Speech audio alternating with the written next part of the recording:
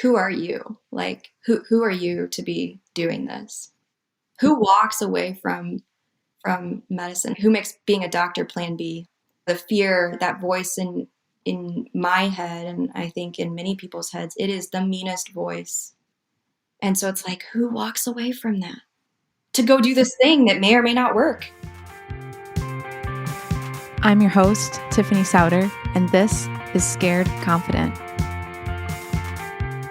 I'm here with Ashley Butler, and I'll let her tell you who she is. But how we got introduced is like many two-career families. We are always trying to figure out how to find care that helps us. And that kind of collapsed over the last couple of weeks for our family. And so I was introduced to Ashley and the service MySherri that she has in helping working families or families that just need a little bit more capacity. And as you really seek to help people like me, people who really want a lot out of life and the ability to be able to be really vulnerable about what does it take to have the capacity to give not just the things in your life, your time, but the people in your lifetime.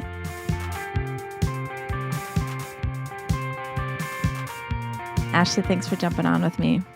So how did you get here? Yeah, the path that I thought I had laid out is certainly not where I am right now. And I'm traditionally trained as a physician. So anesthesia is my background. So I think that I've always sort of had a healer's heart, right? Kind of been in that role of, well, how do I help as many people as possible? And, growing up the way that I did, I didn't have access to resources that we sort of come to take for granted, like food or, where I might sleep at night. And the way that I saw an opportunity to, I guess, quote, escape, what I was born into, it was through education. I happened to be very fortunate to be academically gifted. And out of the options that were presented to me coming from a family with no educational background, largely, it was, like medicine or law or teaching. And so I saw an opportunity then, but as we know, paths don't always go exactly like you had planned them. And so being that sort of busy physician, and I actually had a consulting business on the side, because I think the thread that really runs through me is empowering women, whatever that looks like. And so I had this little side hustle, and there was an evening one night where my husband turned to me and said, "Hey, I miss my wife." And I was like, "Wait, what?" I'm doing all the things. I've checked all the boxes. And my husband's coming to me and being really vulnerable and like, I don't feel like I live with a partner anymore. I feel like I have a roommate. And so that's where it was like, okay, pause. Something's got to shift here. And for me, it wasn't going to be my career. But I really valued him being vulnerable and coming to me and saying, "Look, I miss you." And so I thought, well, how are our weekends spent? How are our evenings spent? Well, it's not quality time, right? It's laundry and dishes and making sure meals are done and all of these things. And so I thought, well, I'll just outsource the care. I'll just find someone. And it turned out to be sort of a good luck. Where do you find quality, reliable care that's going to come in and do a fantastic job every single time? And that was really difficult. It was like finding a needle in a haystack. But ultimately, I lucked out. I found a fantastic human named Sherri.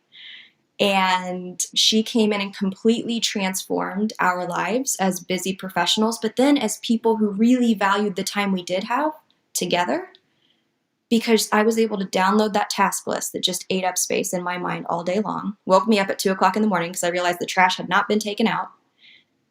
And I was able to download it to her. She took it off my plate, and I started making memories that actually matter. As a young girl, you talked about not growing up necessarily in an environment that maybe naturally valued education. You didn't have parents who'd gone to college. Who cast a vision for you that you could see that for yourself? Or was it just in you? I want to say I don't know how to explain this. I've always felt like there's a big purpose, but I will say that a really impactful relationship that I had growing up was my grandma. She was the stability, and she was so incredibly educated for having come out of the Depression, having 6 children in 1,000 square foot home that she raised as a homemaker, but she was very, very well read. So she didn't have the traditional education, right? But she was a critical thinker, and she was, someone who I think saw the potential and fostered that and allowed me to see, okay, there's more out there, and you're capable of much more. And she built me up to have the confidence that I needed to say, you know what, I'm worth my education. I'm going to go do that. Without her, I can sit here and say, I don't know. I don't know where I would be. I think it can be difficult. I can speak from as a woman, because I am a woman, but like to claim your gifts, and even you say it in a way that is really, like, I think honest and easy to hear when you say, like, I realized I was academically gifted. But for a woman to say, like, I'm actually, like, I'm bright, I'm smart, like, it's actually important that we, like, understand and claim, I think, the gifts in us. Do you remember different times?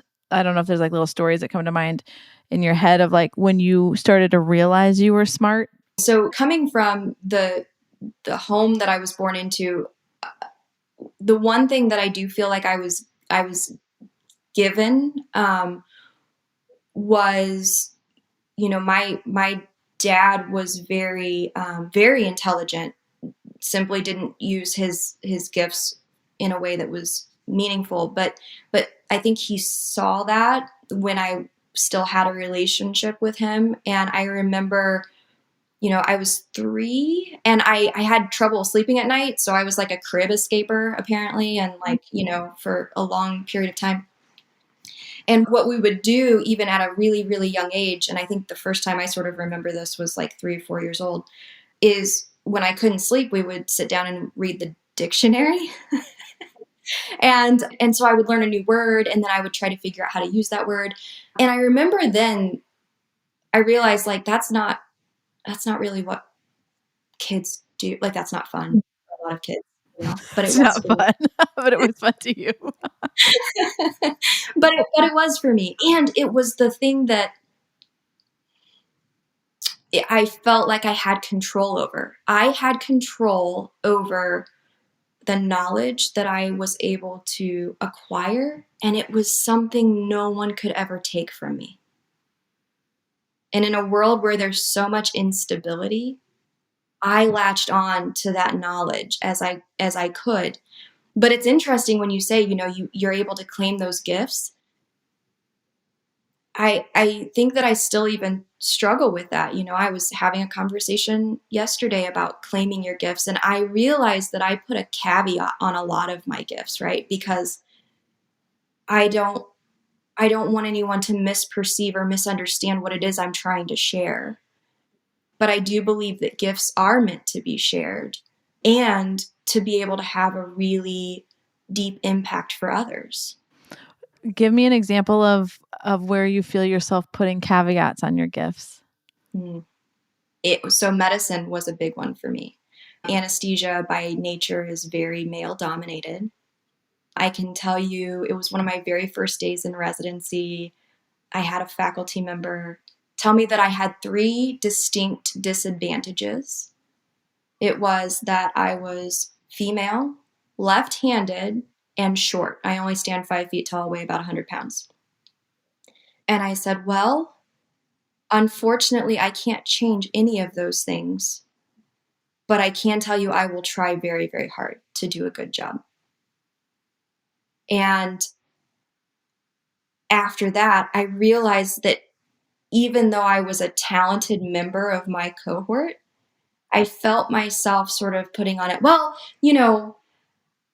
this might be the plan, right? Using words to almost diffuse, because you don't want to come across as actually knowing what the heck you're doing because I didn't want to offend anyone.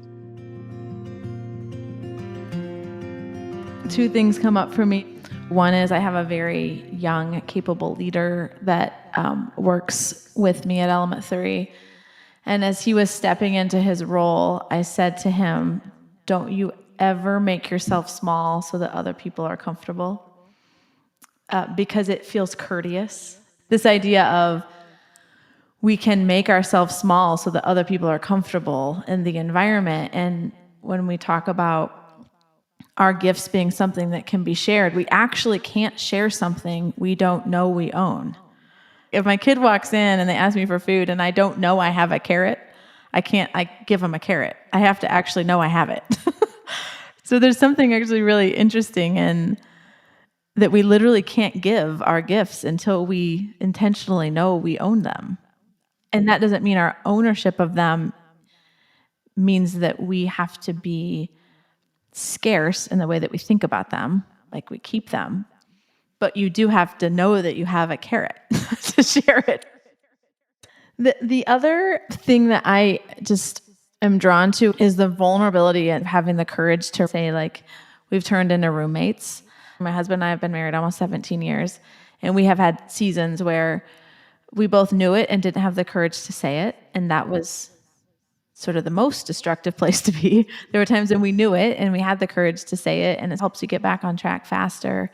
The other thing I thought of is, like, I think a lot of times something like MySherri or an opportunity to be able to say, I'm going to spend financial resources so that I have time back, can sometimes feel uncomfortable for people. Like, well, I can do it. I can fold my laundry. I can. But I think about the places where my husband and I have, taken our marriage to some places that were really hard. And how many times would I have paid, say, $25,000 or like 10, whatever, 5,000, whatever the number is, to get my marriage back? Like, how much could someone have charged me, so to speak, to get that back? And we don't realize the time deficit in our relationships creates these tiny erosions in experience and intimacy. And it's in any day not discernible, but over and over and over again, it becomes these great big wedges. And I think about, I'm clearly such a visual thinker, but it's like if it's a dump truck of dirt that would fill in all of those sort of tiny erosions, how much would you pay for that? And I think it can be hard when you're starting to, like, kind of figure that equation out of, like, what does free time really give me? What are those relationships, quote unquote, worth to me? How do I find the places in our family budget to be able to afford that? And what are the trade-offs, if you need to make them, that we're willing to make as a family so that we can have close relationship, but we're maybe not folding our own laundry every single week or whatever that looks like. As you get some more experience with those peaks and values, you recognize them more quickly. And you do realize that if you don't have time together, you cannot have a relationship.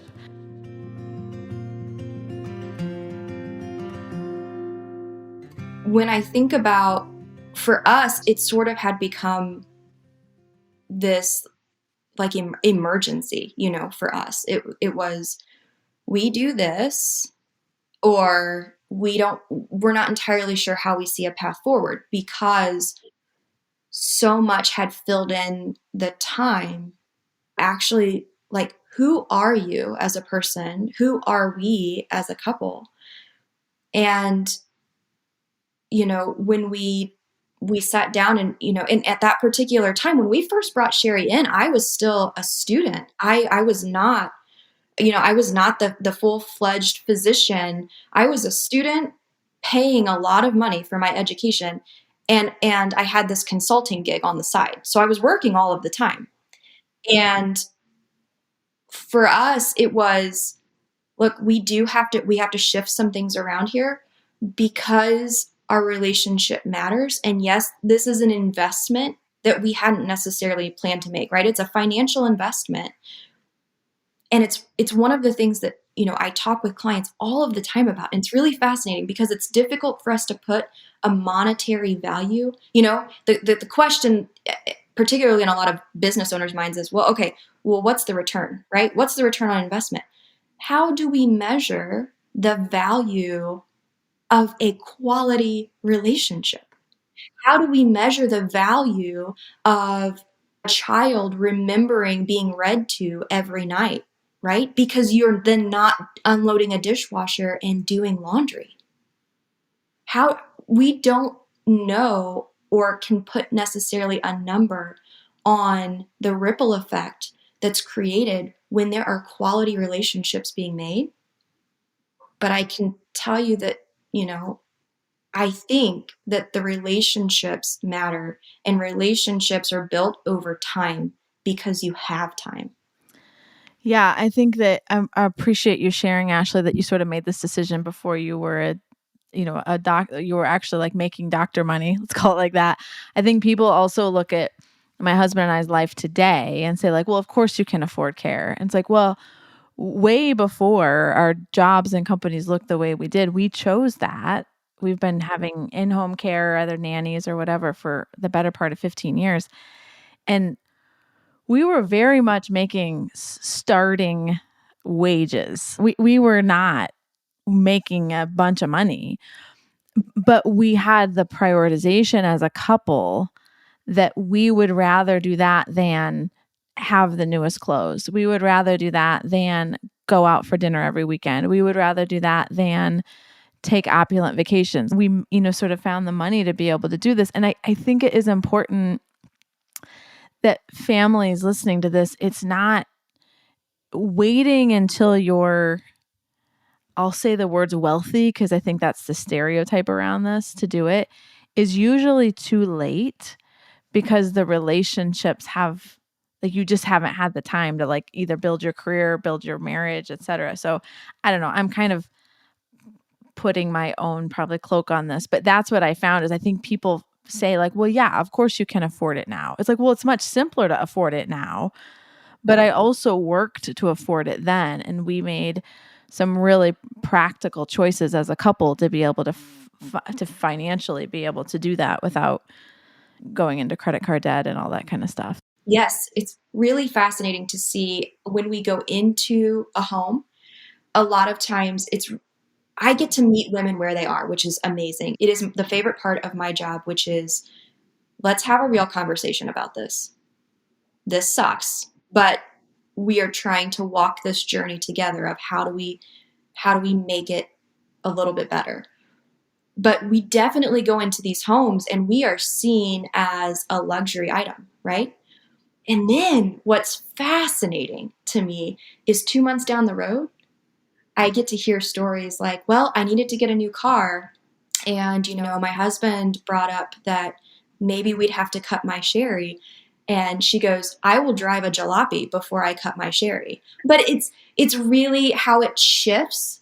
Where are you willing to make some changes? For me, it was, I will give up the vacations and the eating out all of the time to keep Sherry, right?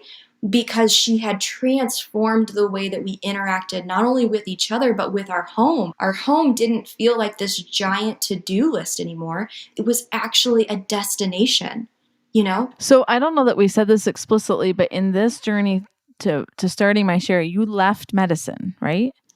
I did. Okay, so talk about that. Feels like, okay, outsider.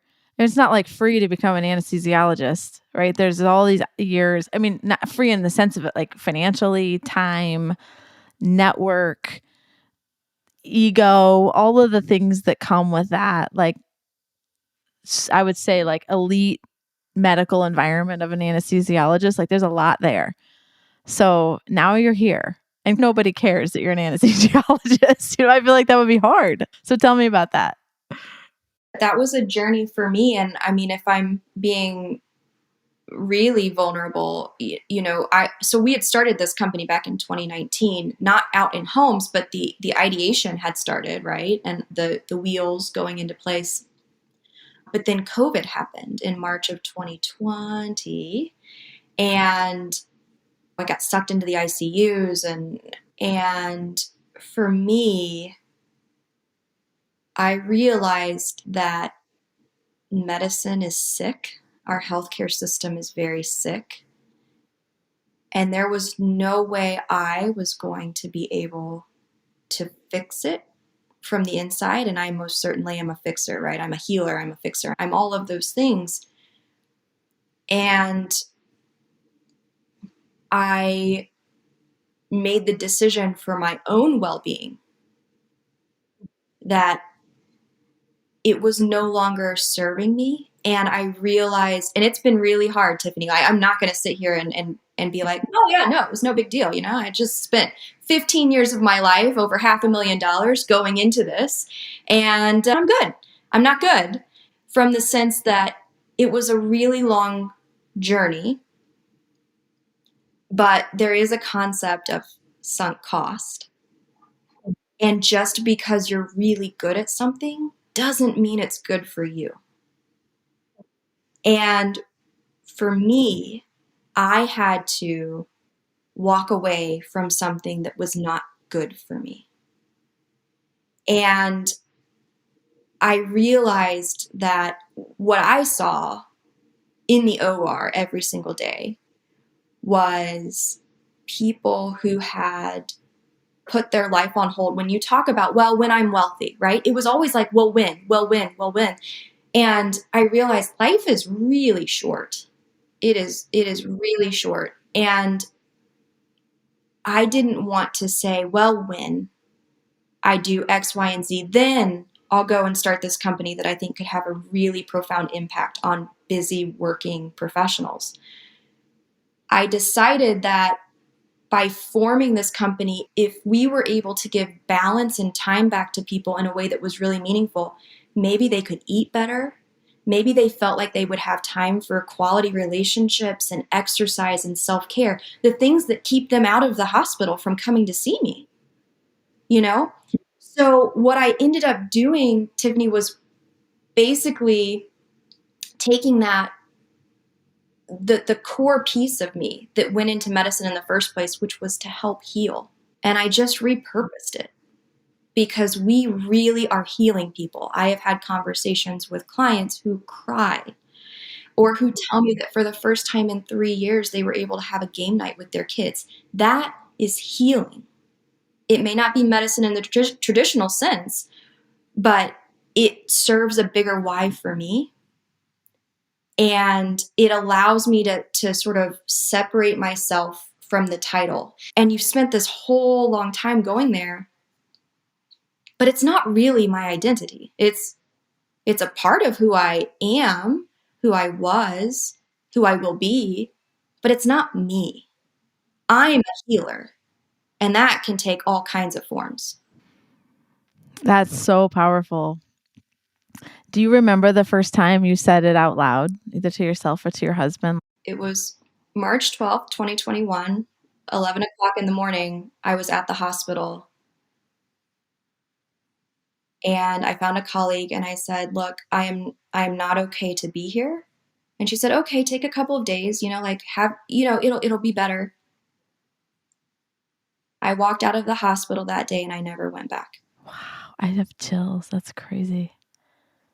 I didn't know that that's what was going to happen. It's simply what happened. And I had lots of conversations, lots of very vulnerable conversations with my colleagues. And ultimately it came down to what what is good for me. And I had put the needs of everyone in front of myself.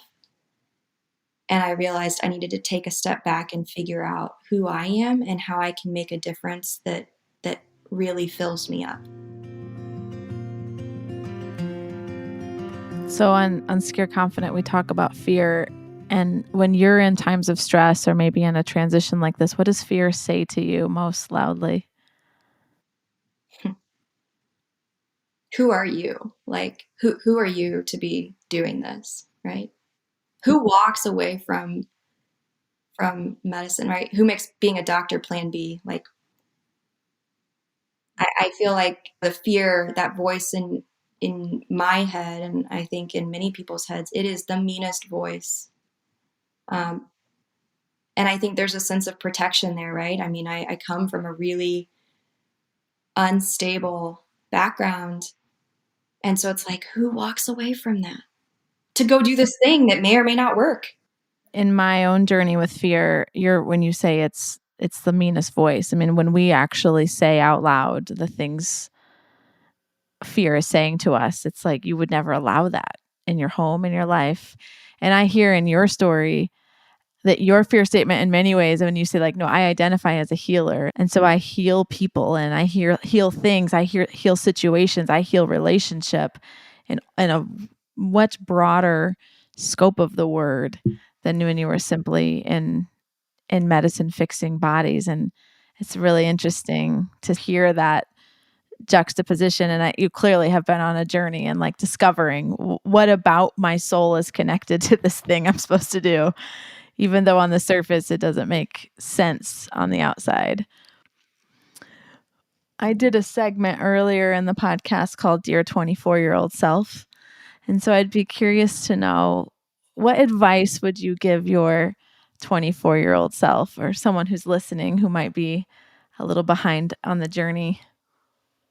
The advice that I would give to myself at 24 is to lean into and don't be afraid of what you're capable of. I took a really roundabout way into medicine because it's almost like there's this, don't be afraid of success, right? There was almost this fear, this shrinking yourself because you don't want to overwhelm people with what you're capable of. And I would say, like, that's BS. Don't do that, because it's a waste of your time and it's a waste of your energy. And that person that's inside of you who's waiting to bust out is either going to come out when you're 24 or it's going to come out when you're 42. And then you're going to wish that you had let her be who she was at 24. There's actually a connection that my mind is making. There's a scariness that comes with a stillness. And a lot of the tasks of life, the tasks of being a mom, the tasks of being a homeowner, the tasks of having a big, job, those tasks can become very comfortable because you can complete them. And there's like this score of like, how many tasks did I get done today? And when there is no stillness, you don't have to face hard things or your heart or your subconscious or your fears. And I think if I'm honest with myself about my own journey, I know there were seasons where those tasks were my version of alcohol. They like numbed away things I just didn't want to have the time to deal with. And honestly, they get a lot of praise when you get a lot of crap done. It's like people think it's great. It's like this weird drug, actually. And I'm just thinking through this right now, but even the idea of handing that stuff over, like we talked about, to somebody like a home manager or MySherri, there's something like it's kind of giving up a drug a little bit. And stillness and relationship, I think for many of us in really high performing homes, it's actually very uncomfortable. And the busyness is the most comfortable place, but there's an emptiness that comes with it too. I am convinced that the universe can, it sends out little lights, right? And it's up to us to sort of see the light and we connect the lights. And I just journaled about this during my own stillness practice, which, by the way, I really struggle with, because when you just give yourself that space, sometimes it gets really uncomfortable. You get really uncomfortable with your own thoughts occasionally, right? When you give yourself that opportunity. And I just journaled about this. And what I wrote today was that I am addicted to achievement. And the fidgetiness that I have when I'm not being, quote, productive is my withdrawal. I feel that. It's okay, right? You have to fill yourself back up. You have to take care of yourself, or you cannot give to anyone else. I think it feels strange as an adult to like admit to yourself you don't actually know how to do that. Like you don't know how to fill yourself. And it's for all kinds of reasons I understand. It's interesting. My husband and I had our last, let me say it again, our last child. Our last child. Everybody together. And there's something about the completeness of your family, knowing we're not going to go through the cycle again of adding another kid, the big adjustment that happens, me being pregnant, me being then immediately not pregnant, and the change that comes in my body and coming together.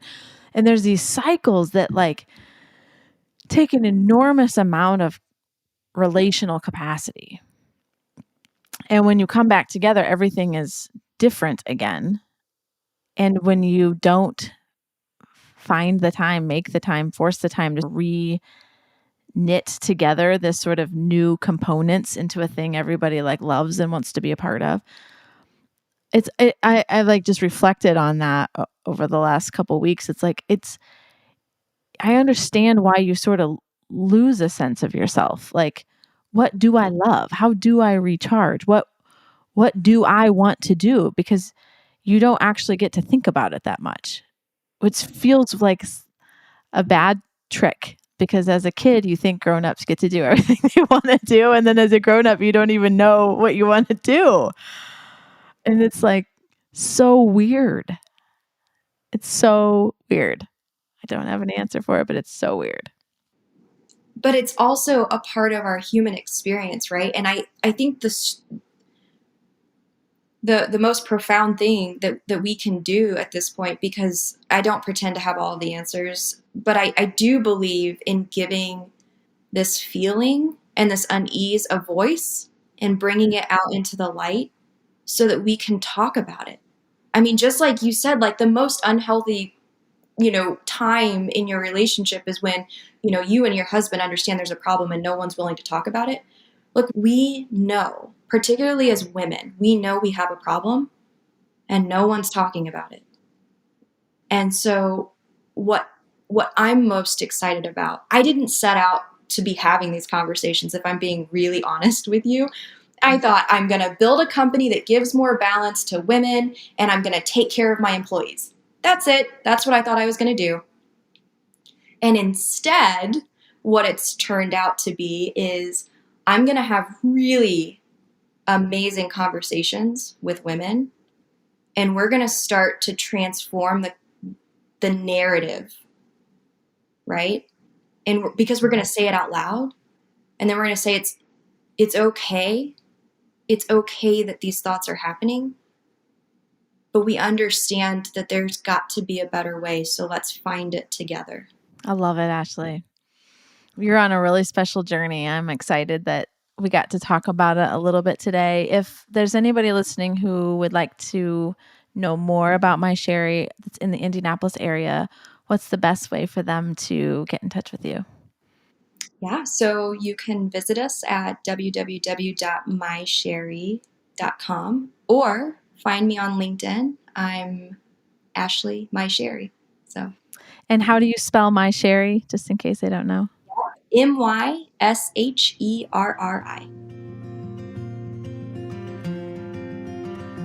I encourage you to do the work. Figure out if you made the decision that you had to make it happen financially, what would you do? It changes the question of can we versus if we had to. If it was medical bills you had to pay, what would be the decisions that you would make as a family to make it work financially? Again, you might, not end up doing it, but it reframes it for me. It has all the time of like, if I had to, how would I think about it? How could I make it happen? And it might not be the right thing for your family, but for us, having help has created more free space so that we can have closer relationships as a family. So what else is on your mind? Text me, 317-350-8921, 317-350-8921. And be sure to follow along on your favorite podcast app. Thanks for listening today.